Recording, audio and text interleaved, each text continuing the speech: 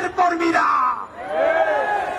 ইনকিলাব মঞ্চের অন্তত একটা কর্মীও বেঁচে থাকতে খুনি ফ্যাসিস্ট গণহত্যাকারী আওয়ামী লীগের পুনর্বাসন চলবে না। বন্ধুরা আমার,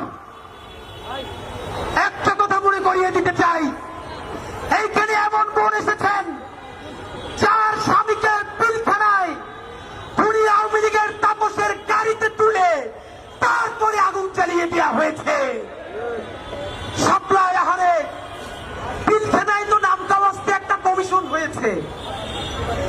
সাপ্লার সবাই গরিব বলে, গ্রাম থেকে এসেছে বলে যেই গণহত্যা সাপ্লাই হয়েছে, তাদের নামে কি একটা কমিশন করতেও এই সরকারের লজ্জা লাগে?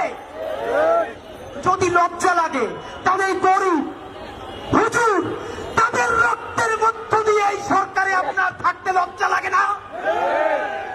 বন্ধুরা আমার, বিএনপিকে বলতে চাই, আপনাদের হাতে ধরি, পায়ে ধরি, শহীদ জিয়ার বিএনপিকে দিল্লির দাস হতে দিব না।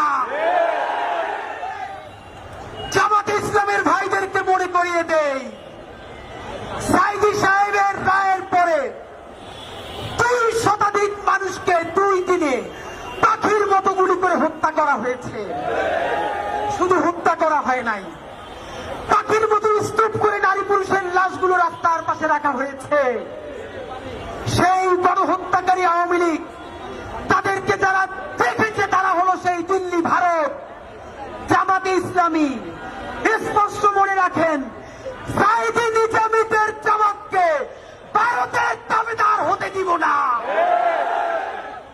এনসিপির ভাইয়েরা মনে রাখো, শত শত জুলাইয়ের রক্তের মধ্য দিয়ে নেতা হইছ তোমরা। যদি এই জুলাইকে বেঁচে দিয়া দিল্লির দাসত্ব করে ক্ষমতায় আসতে চাও, হাসিনার চেয়েও ভয়ানক পরিণতি হবে।